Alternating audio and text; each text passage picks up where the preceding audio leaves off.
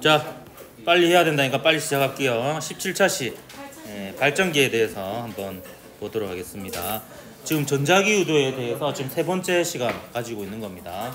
그만큼 중요하니까 이렇게 오늘은 특히 컬러로 뽑아놨죠.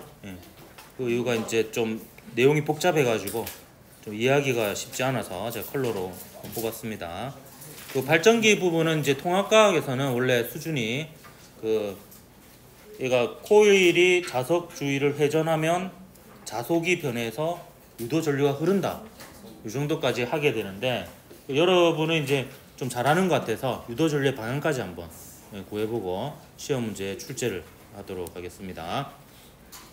여러분 잘하는 것 같아가지고 작년에는 안 했는데 올해 여러분이 더 잘하는 것 같아가지고 그렇게 하기로 마음을 먹었어요. 내 마음이에요. 자, 발전기 한번 보도록 하겠습니다. 발전기는 일단 기본적으로 프로펠러 모양의 터빈이라고 하는 부분이 있습니다.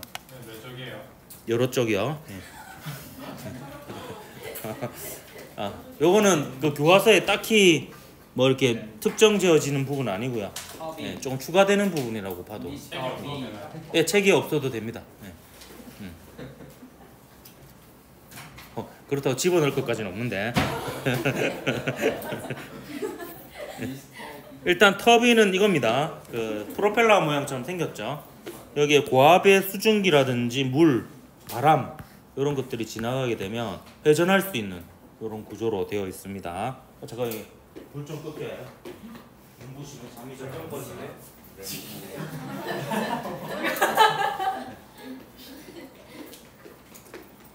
돌게 생겼죠? 이렇게 되어 있고요. 터빈을 돌리면 일단 교과서에는 이렇게 적혀 있더라고요. 발전기의 자석이 코일 속에서 회전한다 해서 자석이 회전자고 코일이 고정자 이렇게 되어 있는데 사실 회전자 고정자를 구분할 필요는 없습니다. 왜냐하면 코일이 고정되어 있고 자석이 회전해도 되지만 거꾸로 자석이 고정되어 있고 코일이 회전해도 상관없습니다. 상관없고 심지어 실제 발전기는 자석이 아예 들어있지 않아요. 실제 발전기는 코일과 코일이 들어가 있습니다. 그래서 그중 한 코일에 미리 전류를 흘려줘서 전자석으로 활용을 하고요. 그 전자석으로 쓰이는 코일 주변에 또 다른 코일이 회전을 해서 전자기 유도 현상에 의해서 전기 에너지가 생산이 됩니다. 이거 어째 보면 돈 놓고 돈 먹기처럼 전기 에너지 투입하고 더 많은 전기 에너지를 얻어내는 이런 방식이다. 이렇게 보면 되겠습니다. 어쨌든 이 코일을 통과하는 요 자기장이 변하게 돼요. 회전을 통해서 요 자기장이 변함으로 우리가 지금 3시간째 배우고 있죠. 전자기 유도 현상에 의해서 유도 전류가 흐르게 됩니다. 그래서 요 과정을 오늘 좀 상세하게 살펴보도록 하겠습니다. 내 마음이니까. 자, 제가 직접 그린 그림입니다. 45분 걸렸어요. 되게 잘 그렸죠. 제가 이걸 그린 이유가 어쩔 수 없이 그렸는데 왜냐면 이게 이 코일이 얘가 회전을 할 건데요. 요 360도 회전하는 걸 전부 다 그려놓은 교과서가 없어가지고 어쩔 수 없이 제가 그렸습니다. 그렸고요. 일단 상황을 설명을 먼저 해줄게요. 일단 이 그림은 전형적으로 여러분에게 5개념을 불러일으키는 그림인데 N극과 S극이 원래는 분리가 이렇게 안 됩니다. 안 되고 원래 N극과 S극은 원자 하나로 쪼개더라도 원자 하나조차도 N극과 S극이 같이 있거든요. 그래서 분리가 안 되는데 그냥 얘는 그냥 개념적으로 N극에서 S극을 향하는 방향으로 이게 자기력선이 균일하게 있다. 그래서 자기장이 오른쪽으로 균일하게 있는 공간이다 라는 것을 나타낸다. 이렇게 보면 되겠습니다. 그리고 이게 직사각형 도성골인데요. 이 보면 길이가 다르죠? 잘못 그린 게 아닙니다. 요 화살표가 유도 전류의 방향인데요. 제가 미리 유도 전류의 방향을 그림을 그려 놓은 겁니다. 여기 긴 쪽에서 전류가 들어가서 짧은 쪽으로 나오면 제가 빨간색으로 그림을 그려 놨어요. 근데 거꾸로 이렇게 되는 경우도 있거든요. 짧은 쪽에서 들어가지고 긴 쪽으로 나올 때가 있어요. 방향이 반대거든요. 그런 경우에는 제가 파란색으로 표현을 해 놓은 겁니다. 이 전류는요 전원장치에서 의해서 흐르는 전류가 아니고요 얘를 회전시켰을 때 전자기 유도 현상에 의해서 생기는 유도되는 전류가 되겠습니다. 그래서 회전시키면 이렇게 전류가 흐르는 이런 상황인 거예요. 그리고 얘가 어떻게 회전되는지 제가 좀 보조로 한 번 더 설명해 주도록 할게요. 이게 입체적인 그림이니까 좀 이해하기가 쉽지 않거든요. 제가 임의로 좀 여기다 점을 하나 표시해 놓겠습니다. 이 부분이 어느 방향으로 움직이는지. 지금 요 선이 위쪽으로 움직이고 요 선이 아래쪽으로 움직이는 거예요. 얘를 중심으로 회전을 합니다. 그래서 지금 요 점이 한 45도 돌아가면 여기에 있게 됩니다. 얘가 살짝 올라간 거죠. 이렇게 요 부분 내려간 거고요. 그래서 요게 2번이 45도 정도 돌아간 거고요. 요게 3번이 90도 돌아간 겁니다. 90도. 제가 출석부로 같이 설명할 건데 지금 요게 지금 요 부분이 출석부라고 생각을 하세요. 그러면 지금 1번은 이렇게 돼 있는 거예요. 1번은. 그리고 요 2번 있죠? 2번은 얘가 45도 돌아간 거고 3번이 90도 이렇게 돌아간 겁니다. 예. 그러면 4번은 저기 점 있는 부분이 여기까지 해서 135도 돌아간 상황이고 5번은 이제 180도 돌아가가지고 저 밑에 안 보이는 데 있죠 지금 이렇게 되겠습니다. 180 더하기 45 하면 얼마입니까? 225도 돌아간 거고요. 얘는 270도 돌아간 겁니다. 그리고 얘는 315도입니까? 315도 돌아간 거고 이제 45도 간격으로 해놓은 겁니다. 다시 이제 얘는 360도 돌아가가지고 원래 상태로 돌아온 상황입니다. 이렇게 돌아갈 때 이제 자기력 선속, 줄여서 자기손속이라고도 하고 자속이라고도 불리었죠. 요 값이 변화하면 유도 전류가 흘러요. 결과적으로 얘가 변화하면 코일에 유도 전류가 흐릅니다. 그럼 얘가 변하는지를 먼저 설명을 할 거예요. 얘가 증가하거나 감소하면 변할 거 아니에요. 그래서 통합과학에서 원래는 얘가 변화해서 전류가 흐른다까지 설명을 하는데요. 저기서 좀 더 나가서 저는 방향까지 설명을 하고 시험 문제 출제할 예정입니다. 자, 이 세 가지 버전이 있습니다. 요게 변해서 혹은 요게 변해서 요게 변해서 요 세 가지 버전이 있는데 하나하나 다 설명하도록 할게요. 자, 어떤 통합과학 교과서에는 이렇게 표현하고 있어요. 자, 코일을 통과하는 자기력선의 개수가 변화해서 자속이 변한다. 그래서 유도 전류가 흐른다. 이렇게 설명하는 교과서가 있습니다. 그래서 저도 이걸로도 설명을 처음에 할 거예요. 자, 그 다음에 두 번째, 요게 가장 오리지널 버전입니다. 요 자기력 손속의 정의가 B바큐 곱하기 S였잖아요. 기억납니까? 그래서 요 자기장 중에서 코일 면의 수직인 그 성분의 크기하고 면적을 곱했을 때 그게 자속이에요. 그래서 코일이 회전하게 되면 얘가 변해서 유도 전류가 흐른다 라고 설명할 수 있습니다. 얘가 유일하게 유도 전류의 방향까지 구할 수 있는 방법이에요. 근데 가장 어려워요, 이 방법이. 그래서 이 방법을 가장 마지막에 세 번째 설명을 하도록 하겠습니다. 자, 그 다음에 수학적으로요, B 바큐 곱하기 S 한 거하고요, B 곱하기 S 바큐 한 게 똑같습니다.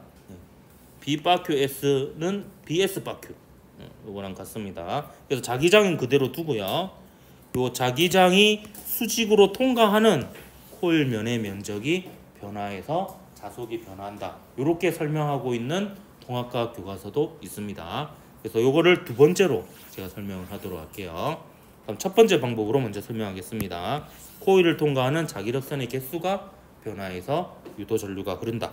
또 설명을 해볼게요. 자, 요거는 지금 입체적인 그림이니까 조금 보기가 더 그 자기력선을 표현하기가 좀 어려워서요. 자, 여기서 바라본 모습을 좀 그림을 따로 그리도록 할게요. 사람이 여기 서 있고요, 여기 이렇게 바라보고 있는 거예요. 그러면 여기 이 선이 보이겠죠? 선이 보이고 요 면이 보일 겁니다. 자, 그걸 따로 여기다 제가 그림을 그릴게요. 여러분 따라 그릴 필요는 없습니다. 그냥 보고 이해하고 넘어가십시오. 여기 N극이 있고 여기 S극이 있고요. 저 그림에는 안 나타나 있지만 여기에는 이렇게 보이지 않는 자기장을 나타내는 요 자기력선이 일정한 간격으로 이렇게 있는 공간이다 라고 볼 수가 있습니다. 그리고 저 1번 상황은 도선이 이렇게 놓여 있는 거라고 볼 수 있어요.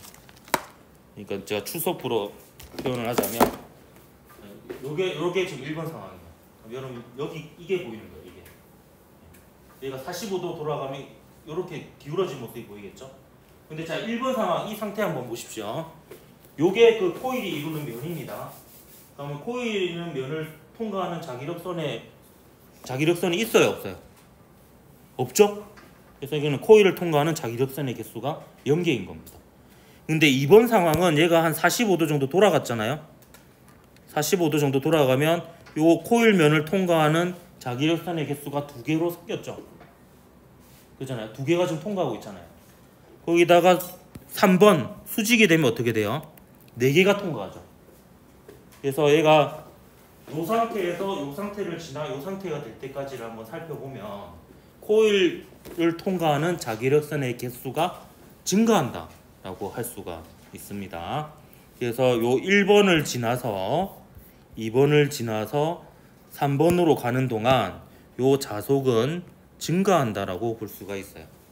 왜냐하면 코일을 통과하는 자기력선의 개수가 증가해서. 그러면 변화하는 거잖아요. 그러면 유도 전류가 흐릅니다. 자, 그러면 이제 3번에서 4번을 지나 5번으로 가는 과정 봅시다. 출석부로 치면 3, 4, 5입니다. 그럼 이때 자기력선에 통과하는 게 제일 많겠죠.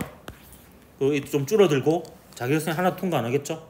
그럼 3번에서 4번을 지나 5번을 가는 동안에는 자속이 어떻게 돼요? 감소하게 됩니다. 코일을 통과하는 자기력선의 개수가 줄어들어서요. 자, 그러면 이제 계속 이어지죠. 5번에서 6번을 지나 7번을 가는 동안에는 코일을 통과하는 자기력선의 개수가 증가하죠. 그리고 7번에서 8번을 지나 다시 1번으로 돌아오는 동안에는 코일을 통과하는 자기력선의 개수가 감소합니다. 그럼 자 보세요. 90도 단위로 증가, 감소, 증가, 감소, 증가, 감소, 증가, 감소 계속 변하죠. 그래서 코일을 통과하는 자기력선의 개수가 계속 변하니까 전류가 계속 흐르는 거예요. 유도 전류가 계속 생길 수가 있는 겁니다. 그래서 자석이 가만히 있고 코일이 이렇게 회전을 하더라도 전자기 유도 현상이 일어납니다. 자, 요게 첫 번째 설명 방식입니다. 자, 두 번째 요걸로 한번 해보도록 할게요. 자기장이 수직으로 통과하는 코일면의 면적이 바뀌어서 자석이 변한다라고 할 수도 있어요. 자, 요건 어떻게 하면 되냐 하면 이번에는 사람이 여기서 자기장이 지금 오른쪽 방향이잖아요. 자기장 방향과 나란한 방향으로 서서 얘를 쳐다봅니다. 그러면 자 보세요. 지금은 요 추석부가 이렇게 있고요. 지금 자기장이 이 방향이잖아요. 그럼 자기장 방향과 나란하게 이렇게 쳐다보는 거예요. 그럼 지금은 요 선이 보이겠죠. 이게 지금 자기장이 수직으로 통과하는 코일면의 면적이 되는 거예요. 그래서 자기장하고 나란하게 보면 지금 1번인 상황에서는 얘가 보일 거예요. 그러니까 요 선이 보일 겁니다. 선이. 그래서 수직으로 통과하는 면적이 0이 되는 거죠. 면적이 하나도 없죠. 근데 자 2번 한번 봅시다. 자 2번은 자 이 상태에서 자기장하고 나란하게 보고 있어요. 45도 돌아가요. 그럼 이 면이 보이기 시작했죠. 그럼 요게 요 출석부의 전체 면적은 아니지만 그 일부 면적이 보이기 시작합니다. 그래서 자기장이 수직으로 통과하는 면적이 한 요 정도로 보인다라고 하면 얘가 완전히 90도로 돌아가게 되면 출석부 전체 면적이 다 보이겠죠. 다 보여서 코일이 자기장이 수직으로 통과하는 면적이 최대가 되는 순간이 됩니다. 그래서 1번에서 2번을 지나 3번으로 가는 동안 자기장이 수직으로 통과하는 면적이 증가해서 자속이 증가한다. 이렇게 이제 얘기할 수도 있는 겁니다. 마찬가지로 이제 3번에서 4번을 지나 5번을 가는 동안 자 보십시오. 이게 3번 면적이 제일 크죠. 4번, 5번 면적이 0이 됩니다. 그래서 이 과정 동안에는 이 자속이 감소하죠. 그리고 이렇게는 또 자속이 증가하고요. 이렇게는 또 자기장이 수직으로 통과하는 코일면의 면적이 줄어들어서 자속이 감소하게 됩니다. 그래서 이렇게 설명을 하더라도 자속이 증가, 감소, 증가, 감소, 증가, 감소, 증가, 감소 하기 때문에 유도 전류가 흐른다라고 얘기할 수가 있습니다. 요게 이제 보통 일반적으로 통합과학에 나와 있는 설명 방식이고요. 근데 이건 완전히 온전하지는 못해요. 전류의 방향까지는 못 구하기 때문에. 자, 마지막으로 이 방법으로 설명을 해보도록 하겠습니다. 이게 좀 어렵습니다. 코일면의 수직인 자기장 성분이 변해서 유도 전류가 흐른다. 이걸로 설명하면 유도 전류의 방향까지 구할 수가 있습니다. 이걸 한번 해보도록 할게요. 자, 요거 할 때, 자 보세요. 자, 얘를 제가 출석부로 표현한 거라 그랬죠. 그 자기장을 제가 초록색 화살표로 표현할 건데, 그 화살표의 꼬랑지를 요 면의 중심에다가 놓을 거예요. 놓을 거고요. 이렇게 그 자기장 방향으로 이렇게 그릴 건데, 제가 요 실물로 설명할 때는 요 출석부가 요 사각형 도선고리고요. 그다음 여기 애플 펜슬 있죠? 요게 자기장을 나타내는 화살표로 볼 겁니다. 그래서 이 애플 펜슬의 꼬랑지를 요 중심에 놔두고 자기장 방향으로 이렇게 고정을 시킬 겁니다. 그래서 1번은 이 상황이에요. 이 상황. 이 상황이면 면의 수직인 방향은 이 방향 아니면 요 방향이거든요. 그럼 이러면 이제 수직인 방향 성분이 하나도 없죠. 그래서 이 자기장 중에서 면의 수직인 방향 성분을 제가 비수직이라고 할 건데, 이 경우에는 0이 됩니다.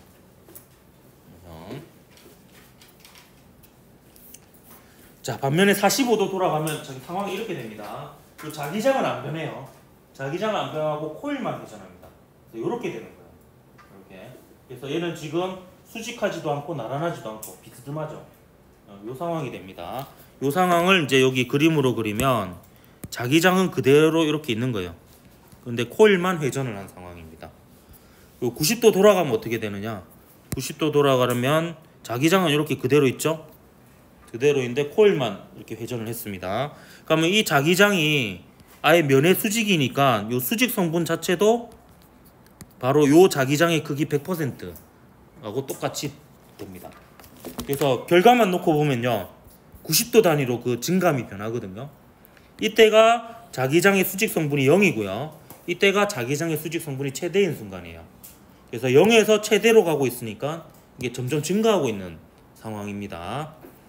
근데 다시 여기로 돌아올게요. 이제 지금이 오늘 중에서 가장 어려운 시간입니다. 자, 보십시오. 자, 얘는요, 면의 수직이지도 않고 나란하지도 않아요. 지금 상황이 이렇습니다. 요렇게 돼 있잖아요. 근데 얘는 이제 이거를 면의 나란한 방향하고 수직인 방향으로 분해를 해야 됩니다. 이게 좀 어려운 부분인데요. 이 분해하는 방법 알려줄게요. 그냥 이거는 그러려니 하고 좀 받아들이려고 노력해 보십시오.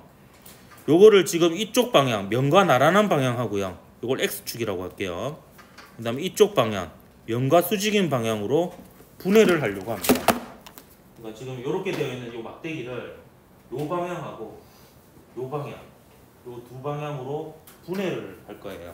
요게 이제 좀 어려운 말로 벡터의 분해라고 합니다. 요 화살표를 두 개의 화살표로 분해를 할 건데, 그 분해한 두 개의 화살표를 다시 더하면 원래 화살표가 되는 이런 원리예요. 근데 분해하는 방법은 이렇습니다. 요 X축하고 Y축을 그림자가 생길 스크린이라고 생각을 하고요. 얘를 막대기라고 생각을 해요. 그러면 이제 Y축하고 나란하게 빛을 비추면 요 빛이 요 막대기에 의해서 가려져 가지고요, 요 스크린 X축에 그림자가 이렇게 생깁니다. 그러면 요게 저 자기장의 X축 방향, 그러니까 면과 나란한 방향의 성분이 됩니다. 비슷한 방법으로 이번에는 X축하고 나란하게 빛을 비춰요. 그러면 막대기에 의해서 그 빛이 가려져서 스크린인 Y축에 그림자가 이렇게 생깁니다. 그럼 요게 바로 우리가 지금 구해야 되는 요 자기장 중에서 요 면의 수직 방향으로 통과하는 성분이 됩니다. 근데 사실 전류의 방향을 구하기 위해서는요, 이 성분을 정확하게 구할 필요는 없긴 합니다. 근데 일단 이걸 좀 이해해야지 수직 방향이 어느 방향인지를 좀 얘기할 수 있는 부분이어서 이렇게 얘기를 하는 거예요. 자, 그러면요, 자, 지금 이 자속이 증가하고 있는 상황이에요. 그러면 지난 시간에 전자기 유도에서 유도 전류 방향 구하는 규칙을 알려줬습니다. 자속이 증가하는 경우하고 감소하는 경우. 그래서 자속이 증가하는 경우에는 원래 자기장 방향하고 유도 전류에 의한 자기장 방향이 반대가 된다라고 얘기를 했었고요.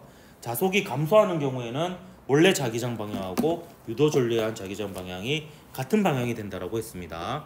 근데 자 보세요. 그 말은 사실 정확한 표현이 아니었습니다. 이게 또 헷갈리죠. 지금 그 말에 따르면 원래 자기장이 이거잖아요. 원래 자기장이 이건데 그때 상황에서는 원래 자기장 방향하고 그 자기장이 코일면을 수직으로 통과하는 자기장하고 똑같은 자기장이었어요. 그래서 그냥 원래 자기장이라고 제가 표현을 했는데 사실 엄밀하게 얘기하면 기준이 되는 방향은 이 방향이 아니고 원래 자기장 중에서 코일면을 수직으로 통과하는 자기장, 요 녀석이 기준이 되어가지고 자속이 증가하면 이 방향과 반대 방향으로 유도전류에 의한 자기장이 생기고 자속이 감소하면 이 방향과 같은 방향으로 유도전류에 의한 자기장이 생긴다가 이제 최종적으로 가장 정확한 패러데이의 전자기유도 법칙입니다. 근데 요거 방법 알려줄게요. 기준 잡는 방법. 그렇게 어렵지 않습니다. 자, 지금 요 상황이잖아요.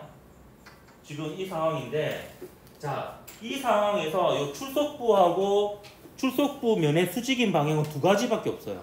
요 방향 아니면 요 방향입니다. 출석부의 수직인 방향이요. 요 방향 아니면 요 방향입니다.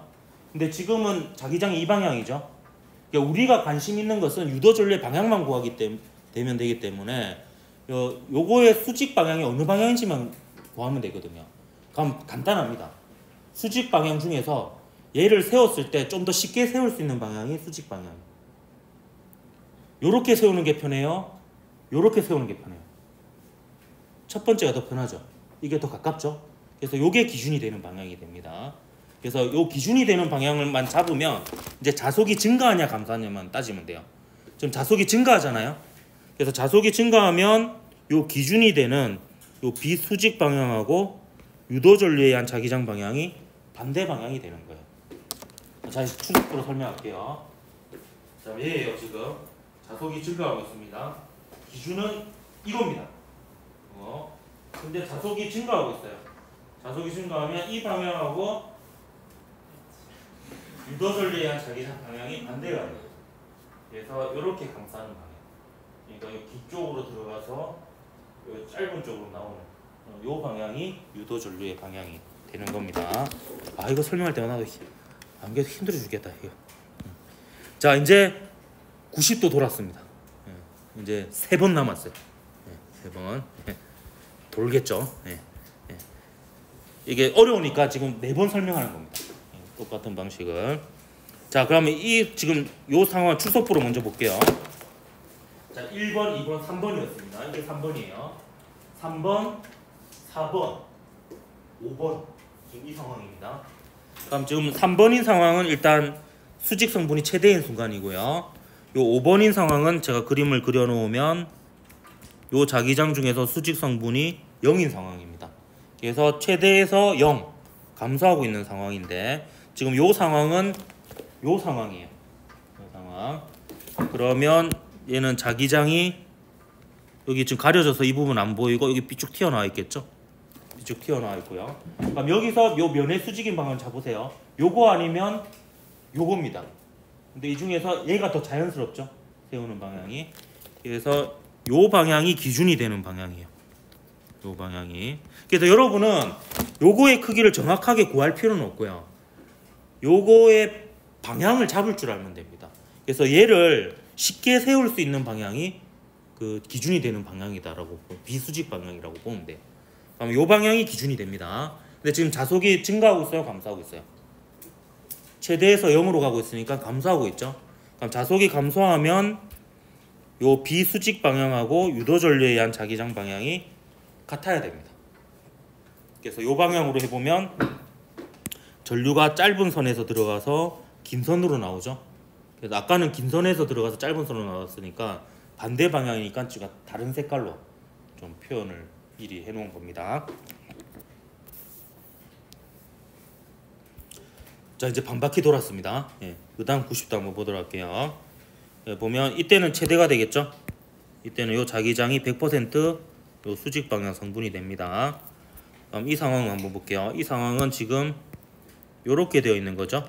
요렇게 되어 있으니까 얘를 어느 방향으로 세우기가 쉬워요?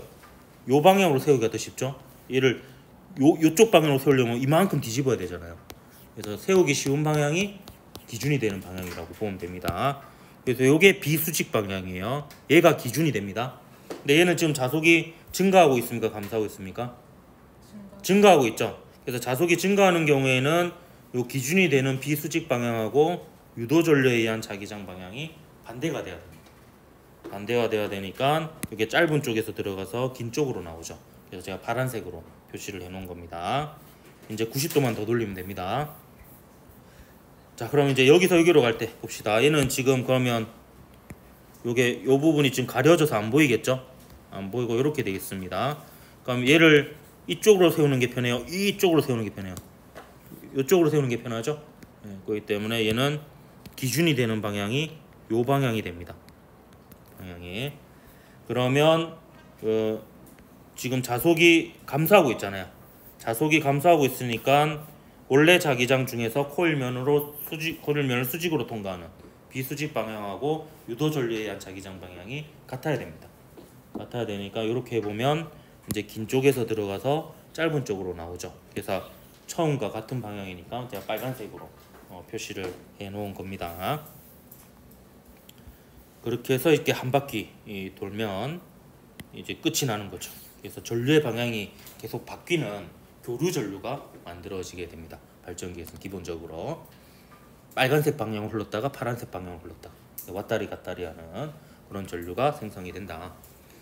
그래서 여러분이 알 것은 어떤 상황에 이제 자속이 증가하냐 감소하냐랑 그다음에 그 경우에 유도 전류의 방향이 어떻게 되느냐 이런 것을 이제 구할 수 있는 문제를 한 문제 출제하도록 하겠습니다. 자, 그다음에 이제 여러 가지 발전 방식 한번 보도록 할게요. 자, 화력 발전, 핵 발전, 수력 발전. 저 세 개가 선택된 이유는 우리나라에서 전자기 유도 방식이 이용되는 발전 방식 중에서 발전량이 가장 많은 랭킹 1위, 2위, 3위 발전 방식이다라고 보면 됩니다. 근데 모든 발전 방식을 통틀어서 보면 요 사이에 태양광 발전이 있습니다. 근데 태양광 발전은 여러분이 배우는 발전 방식 중에서 유의하게 딱 두 가지 전자기 유도를 사용하지 않는 방식이 있어요. 그 중에 하나입니다. 태양광은 그 빛 에너지가 바로 전기 에너지로 바뀝니다. 그래서 전자기 유도 쓰지 않습니다. 그리고 여러분이 배우는 것 중에 나중에 수소 연료 전지가 있어요. 그것도 화학 에너지가 전기 에너지로 바로 바뀌어요. 그래서 전자기 유도를 쓰지 않습니다. 근데 그거를 제외하고는 거의 대부분은 최종 마지막 단계가 전자기 유도 방식을 쓰는 발전기가 들어가 있습니다. 자, 화력 발전부터 먼저 보도록 할게요. 이건 다른 교과서에서 가져온 화력 발전 의 과정을 나타낸 모식도인데요. 석탄이나 석유, 화석 연료, 화학 에너지 형태죠. 얘를 연소시키면 열 에너지가 됩니다. 그걸로 물을 끓여요. 물을 끓이면 고압의 수증기가 됩니다. 그럼 얘가 압력이 높으니까 흐르겠죠? 흐르면서 이 터빈을 돌리게 돼요. 그럼 터빈이 회전하니까 운동 에너지로 바뀌게 됩니다. 그럼 이 터빈은 코일하고 연결되어 있거든요. 그럼 코일이 자기장이 있는 공간에서 회전해요. 그럼 전자기 유도 현상이 일어나게 됩니다. 그러면 이제 최종적으로 전기 에너지가 생성이 되게 되죠. 그래서 이 과정이 화력 발전입니다. 그래서 화력 발전은 보일러에 있는 그 화석 연료가 에너지원이 되겠고요. 이건 화학 에너지라고 볼 수 있죠. 이 화학 에너지가 연소에 의해서 열 에너지로 바뀝니다. 일단 기본적으로. 그럼 이 열 에너지를 이용해서 물을 끓여요. 물을 끓이면 증기가 되죠. 증기가 되고요. 이 증기가 압력이 높으니까 흐르게 됩니다. 그러면서 프로펠러 모양의 터빈을 회전시키게 되죠. 움직이니까 운동 에너지가 됩니다.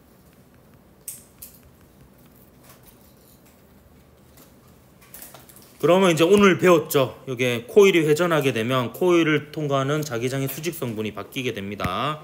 그래서 전자기 유도 현상이 일어나게 되고요. 그거에 의해서 이제 유도 전류가 생기면 그게 바로 전기 에너지라고 볼 수가 있는 거죠. 이게 우리나라에서 50% 이상의 비율을 차지하는 화력 발전의 원리가 되겠습니다. 자, 그 다음 핵발전 한번 보도록 할게요. 핵발전은 우리 일상생활에서는 원자력 발전이라는 말로 표현되어 있기도 합니다. 같은 말이에요. 원자력 발전, 이건 핵발전. 근데 우리 교과서에서는 핵발전이라는 표현을 좀 더 많이 사용하는 것 같습니다. 요것도 교과서에 있는 모식도로 먼저 설명을 하도록 할게요. 요게 원자로의 모습이에요. 자, 원자로는 어떻게 작동을 하느냐? 여기 지금 길다란 봉 보입니까? 요게 핵연료봉입니다. 이게 우라늄 235가 포함되어 있어요. 그러면 여기서 무슨 일이 일어나냐면 우라늄 235라는 원자핵이 두 개로 쪼개집니다. 쪼개지면서 그 과정에서 질량이 일부 사라져요. 근데 그냥 사라지는 게 아니고 그 질량이 에너지로 바뀌게 됩니다. 그 에너지가 이제 열에너지 형태고요, 대부분. 그럼 그거에 의해서 요 빨간색으로 칠해져 있는 부분이 있죠. 요게 물입니다, 물. 그래서 물을 뜨겁게 가열시킵니다. 근데 이 물은요, 핵연료봉에 직접 닿이는 물이기 때문에 오염되는 물이에요. 그래서 이 물은 갇혀 있습니다. 그래서 내부에서 계속 순환을 해요. 그리고 요 하늘색으로 표시되어 있는 물 있죠? 요 물은 이 물과 분리되어 있는 물이에요. 그러니까 이 뜨거운 물로 또 다른 분리되어 있는 물을 끓이는 겁니다. 그래서 그 다음은 화력발전이랑 똑같아요. 그러면 이 물이 끓으면 증기가 되죠. 그럼 그 증기가 터빈을 돌리게 됩니다.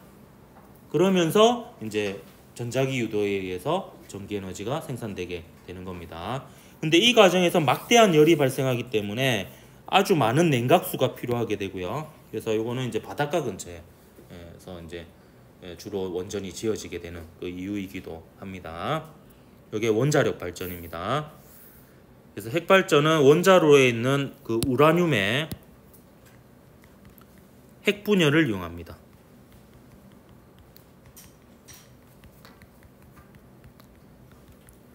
그럼 핵분열을 이용합니다. 그 원자력 발전은요. 전 세계에 있는 모든 원자로는 핵분열을 이용합니다. 핵융합을 이용하는 건 하나도 없습니다. 왜냐하면 핵분열은요, 지금 현재 기술로 한번 이렇게 세팅을 하잖아요. 연료봉 집어넣고. 그럼 한 6개월 정도 지속이 됩니다. 한번 탁 세팅을 하면요. 근데요, 지금 핵융합 발전은 이제 실험실에서만 이루어지고 있는데 막 열심히 힘들게 세팅을 해요. 그럼 핵융합 발전 딱 시작하잖아요. 그럼 1분도 채 안 돼서 끝납니다. 지속 시간이 아직 안 돼요. 상용화되기에는 아주 짧습니다.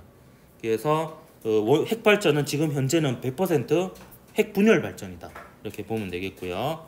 요거는 화학 에너지 아닙니다. 화학 반응은 전자를 주고받는 정도지만 요거는 핵이 쪼개지는 정도예요. 훨씬 더 격렬한 반응입니다. 그래서 요거는 화학 에너지라고 하지 않고 핵 에너지라고 합니다. 핵이 분열되는 과정에서 열 에너지가 발생하게 되고요. 그 다음에는 똑같습니다. 이걸로 물을 끓여요. 물을 끓이면 증기가 되죠. 수증기. 그럼 그게 터빈을 돌리면 운동에너지 되고요. 그게 전자기 유도에 의해서 전기에너지로 바뀌게 됩니다.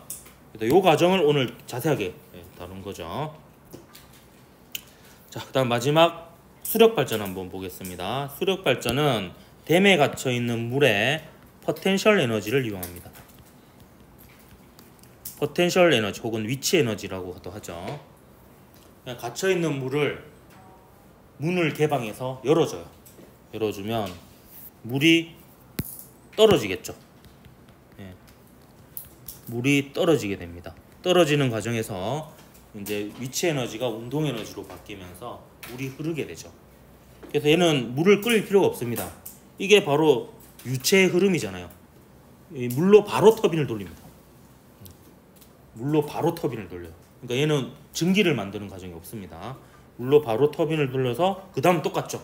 마지막은 다 똑같아요. 전자기 유도에 의해서 운동 에너지가 전기 에너지로 바뀌게 되는 겁니다.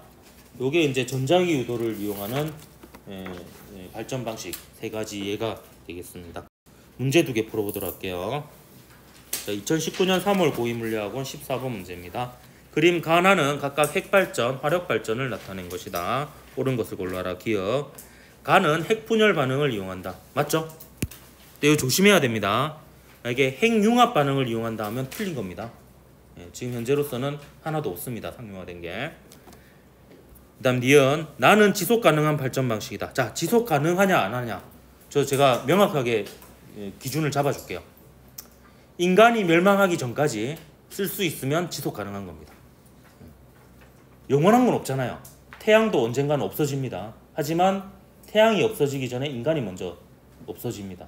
그러니까 인간의 입장에서는 자기가 살아있는 동안에는 태양은 계속 있는 거죠. 그러면 지속 가능한 거예요. 내일도 태양은 뜨고 10년 뒤에도 뜨고 100년 뒤에도 뜨고 10만 년 뒤에도 뜹니다. 그래서 인간의 입장에서는 지속 가능한 에너지고요. 근데 화력 발전이나 원자력 발전은 화석 연료, 우라늄을 씁니다. 둘 다 광물이에요.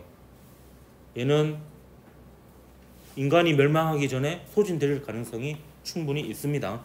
한정되어 있죠. 그럼 이러면 지속 가능하지 못한 발전 방식이에요. 그래서 가나 모두 지속 가능한 발전 방식이 아닙니다. 다음 디귿. 가나에서 열 에너지가 운동 에너지로, 운동 에너지가 전기 에너지로의 에너지 전환이 공통적으로 일어나죠. 열 에너지의 그 에너지원이 다를 뿐 화력 발전이나 원자력 발전이나 열 에너지가 발생하고요. 그걸로 물을 끓여서 터빈을 돌립니다. 터빈이 돌아가니까 운동 에너지고요. 예, 그게 이제 그 전자기 유도에 의해서 전기 에너지로 바뀌죠. 그래서 디귿은 공통적으로 일어납니다. 4번이 답이 되겠고요. 자, 2022년 3월 고위물리학원 2번 문제입니다. 그림은 수력 발전과 핵 발전에서 일어나는 에너지 전환 과정을 나타낸 것이다. 자, 빈칸 채우기죠. 자, 수력 발전은 물의 무슨 에너지를 이용하죠? 예, 위치 에너지, 포텐셜 에너지를 이용해서 그게 그 터빈을 돌립니다. 그게 운동 에너지로 바뀌죠.